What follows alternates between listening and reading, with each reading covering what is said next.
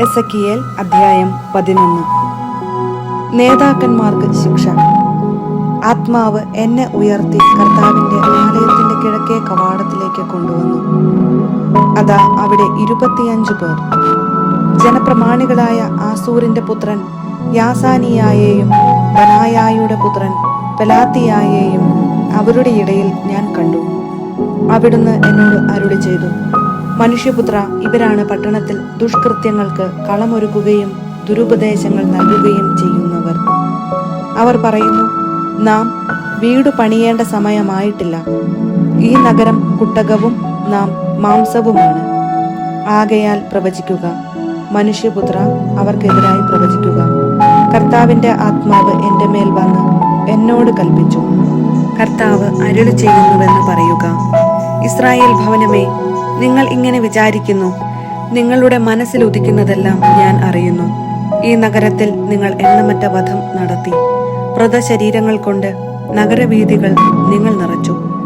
ദൈവമായ കർത്താവ് അരുളി ചെയ്യുന്നു, നിങ്ങൾ നഗരമധ്യത്തിൽ കൊന്നിട്ടിരിക്കുന്നവരാണ് മാംസം. ഈ നഗരമാണ് കുട്ടകം. എന്നാൽ നിങ്ങളെ ഞാൻ അതിന്റെ മധ്യത്തിൽ നിന്ന് പുറത്തു കൊണ്ടുവരും. നിങ്ങൾ വാളിനെ ഭയപ്പെടുന്നു. ഞാൻ നിങ്ങളുടെ മേൽ വാൾ വീഴ്ത്തും. ദൈവമായ കർത്താവാണ് ഇത് പറയുന്നത്. നിങ്ങളെ ഞാൻ നഗരമധ്യത്തിൽ നിന്ന് പുറത്തു കൊണ്ടുവന്ന് വിദേശീയരുടെ കയ്യിൽ ഏൽപ്പിക്കും. നിങ്ങളുടെ മേൽ എന്റെ ശിക്ഷാവിധി ഞാൻ നടപ്പിലാക്കും. നിങ്ങൾ വാളിനിരയാകും. ഇസ്രായേലിന്റെ അതിർത്തിയിൽ വെച്ച് നിങ്ങളെ ഞാൻ വിധിക്കും. ഞാനാണ് കർത്താവെന്ന് അപ്പോൾ നിങ്ങൾ അറിയും. ഈ നഗരം നിങ്ങൾക്ക് കുട്ടകമായിരിക്കുകയില്ല.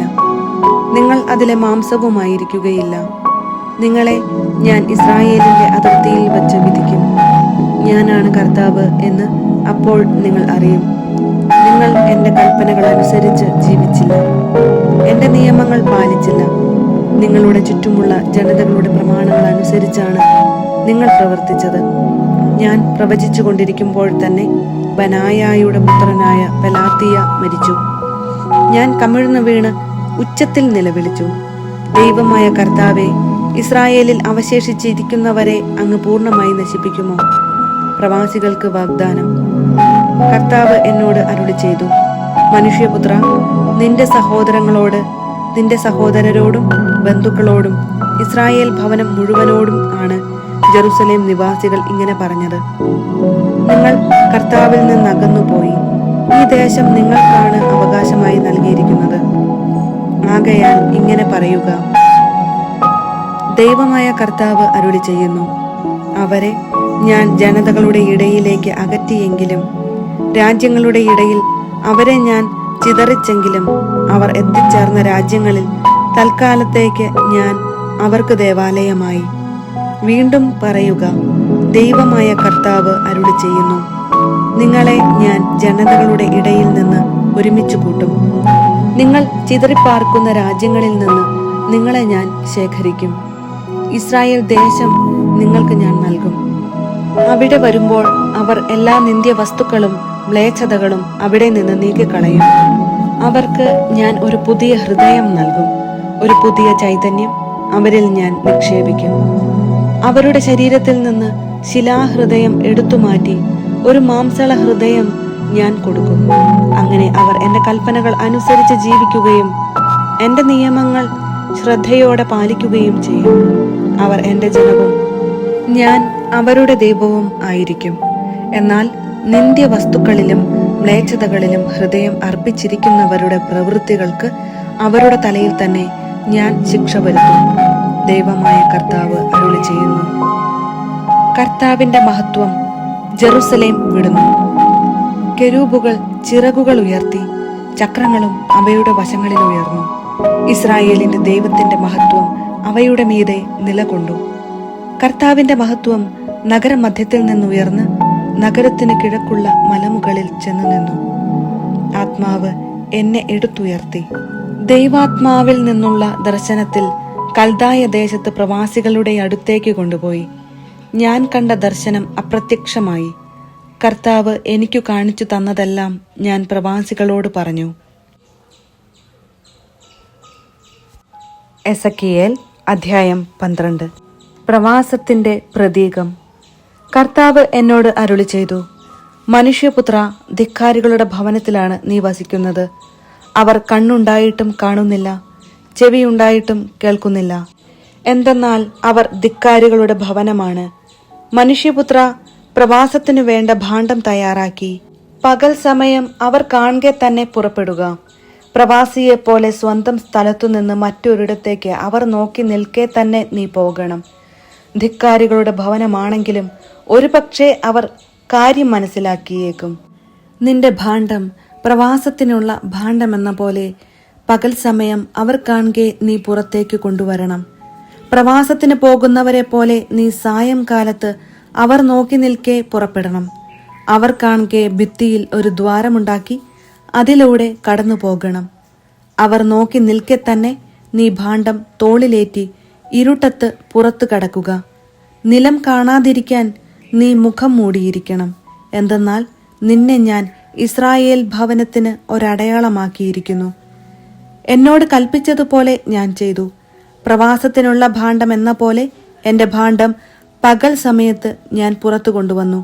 സായംകാലത്ത് എൻ്റെ കൈകൊണ്ടു തന്നെ ഭിത്തി തുറന്ന് ഭാണ്ഡം തോളിലേറ്റി അവർ കാണെ തന്നെ ഇരുട്ടത്ത് ഞാൻ പുറപ്പെട്ടു. പ്രഭാതത്തിൽ കർത്താവ് എന്നോട് അരുളി ചെയ്തു, മനുഷ്യപുത്ര, ഇസ്രായേൽ ഭവനം, ധിക്കാരികളുടെ ആ ഭവനം, നീ എന്താണീ ചെയ്യുന്നതെന്ന് ചോദിച്ചില്ലേ? നീ അവരോട് പറയുക, ദൈവമായ കർത്താവ് അരുളി ചെയ്യുന്നു, ഈ അരുളപ്പാട് ജെറുസലേമിലെ രാജാവിനെയും അവിടെയുള്ള ഇസ്രായേൽ ഭവനം മുഴുവനെയും കുറിച്ചുള്ളതാണ്. നീ അവർക്ക് ഒരടയാളമാണ്. നീ ഈ ചെയ്തതുപോലെ അവർക്കും സംഭവിക്കും. പ്രവാസത്തിനും അടിമത്തത്തിനും അവർ വിധേയരാകും എന്ന് അവരോട് പറയുക. അവരുടെ രാജാവ് തന്റെ ഭാണ്ഡം തോളിലേറ്റി ഇരുട്ടത്ത് പുറപ്പെടും. അവൻ ഭിത്തി തുറന്ന് അതിലൂടെ കടന്നുപോകും. നിലം കാണാതിരിക്കാൻ അവൻ മുഖം മറച്ചിരിക്കും. എൻ്റെ വല ഞാൻ അവൻ്റെ മേൽ വീശും. അവൻ എൻ്റെ കെണിയിൽപ്പെടും. കൽദായരുടെ ദേശമായ ബാബിലോണിലേക്ക് ഞാൻ അവനെ കൊണ്ടുപോകും. അവൻ അത് കാണുകയില്ല. അവിടെ വച്ച് അവൻ മരിക്കും. അവന് ചുറ്റുമുള്ളവരെയെല്ലാം, അവൻ്റെ സഹായകരെയും സൈന്യത്തെയും 4 ദിക്കിലേക്കും ഞാൻ ചിതറിക്കും. ഊരിയ വാളുമായി ഞാൻ അവരെ പിന്തുടരും. ജനതകളുടെയും രാജ്യങ്ങളുടെയും ഇടയിൽ അവരെ ഞാൻ ചിതറിക്കുമ്പോൾ ഞാനാണ് കർത്താവ് എന്ന് അവർ അറിയും. തങ്ങൾ എത്തിച്ചേരുന്നിടത്തെ ജനതകളുടെ ഇടയിൽ സ്വന്തം മ്ലേച്ഛതകൾ ഏറ്റുപറയാൻ വേണ്ടി വാളിൽ നിന്നും ക്ഷാമത്തിൽ നിന്നും പകർച്ചവ്യാധികളിൽ നിന്നും അവരിൽ കുറച്ചുപേർ രക്ഷപ്പെടാൻ ഞാൻ ഇടയാക്കും. ഞാനാണ് കർത്താവ് എന്ന് അപ്പോൾ അവർ അറിയും. കർത്താവ് എന്നോട് അരുളി ചെയ്തു, മനുഷ്യപുത്ര, വിറയലോടെ അപ്പം ഭക്ഷിക്കുകയും ഭയത്തോടും ഉത്കണ്ഠയോടും കൂടെ വെള്ളം കുടിക്കുകയും ചെയ്യുക. ആ ദേശത്ത് വസിക്കുന്നവരോട് പറയുക, ഇസ്രായേലിൽ ജെറുസലേമിൽ പാർക്കുന്നവരെ പറ്റി ദൈവമായ കർത്താവ് അരുളി ചെയ്യുന്നു, അവർ വിറയലോടെ അപ്പം ഭക്ഷിക്കും, സംഭ്രമത്തോടെ വെള്ളം കുടിക്കും. എന്തെന്നാൽ അവിടെ വസിക്കുന്നവരുടെ അക്രമം നിമിത്തം അവരുടെ നാട്ടിൽ നിന്ന് എല്ലാം അപഹരിക്കപ്പെടും. ജനനിബിഡമായ നഗരങ്ങൾ ശൂന്യമാക്കപ്പെടും. ദേശം നിർജ്ജനമായി തീരും. ഞാനാണ് കർത്താവ് എന്ന് അപ്പോൾ നിങ്ങൾ അറിയും. പ്രവചനം നിറവേറും. കർത്താവ് എന്നോട് അരുളി ചെയ്തു, മനുഷ്യപുത്ര, നാളുകൾ നീളുന്നു, ദർശനം നിറവേറുന്നില്ല എന്ന് ഇസ്രായേലിൽ നിലവിലിരിക്കുന്ന പഴംപൊഴിയുടെ അർത്ഥമെന്താണ്? അവരോട് പറയുക, ദൈവമായ കർത്താവ് അരുളി ചെയ്യുന്നു, ഞാൻ ഈ പഴമൊഴിക്ക് വിരാമമിടും. ഇനി അത് ഇസ്രായേലിൽ പഴമൊഴിയായിരിക്കുകയില്ല. എന്തെന്നാൽ സമയമായി, എല്ലാ ദർശനങ്ങളും പൂർത്തിയാകാൻ പോകുന്നു എന്ന് അവരോട് പറയുക. ഇസ്രായേൽ ഭവനത്തിൽ ഇനി വ്യർത്ഥ ദർശനങ്ങളോ മുഖസ്തുതിക്കു വേണ്ടിയുള്ള വ്യാജ പ്രവചനങ്ങളോ ഉണ്ടാവുകയില്ല. കർത്താവായ ഞാൻ പറയും, പറയുന്നവ നിറവേറ്റുകയും ചെയ്യും. താമസമുണ്ടാവുകയില്ല. ധിക്കാരികളുടെ ഭവനമേ, നിങ്ങളുടെ നാളിൽ തന്നെ ഞാൻ സംസാരിക്കുകയും അത് നിറവേറ്റുകയും ചെയ്യുമെന്ന് ദൈവമായ കർത്താവ് അരുളി ചെയ്യുന്നു. കർത്താവ് എന്നോട് വീണ്ടും അരുളി ചെയ്തു, മനുഷ്യപുത്ര, ഇസ്രായേൽ ഭവനം പറയുന്നു, ഇവന്റെ ദർശനങ്ങൾ അടുത്തെങ്ങും സംഭവിക്കാത്തവയും ഇവന്റെ പ്രവചനങ്ങൾ വിദൂര ഭാവിയെക്കുറിച്ചുള്ളവയുമാണ്. ആകയാൽ നീ അവരോട് പറയുക, ഞാൻ പറഞ്ഞ കാര്യങ്ങൾക്ക് ഇനി ഒട്ടും വിളംബം സംഭവിക്കുകയില്ല. അവ നിറവേറ്റുക തന്നെ ചെയ്യും എന്ന് ദൈവമായ കർത്താവ് അരുളി ചെയ്യുന്നു.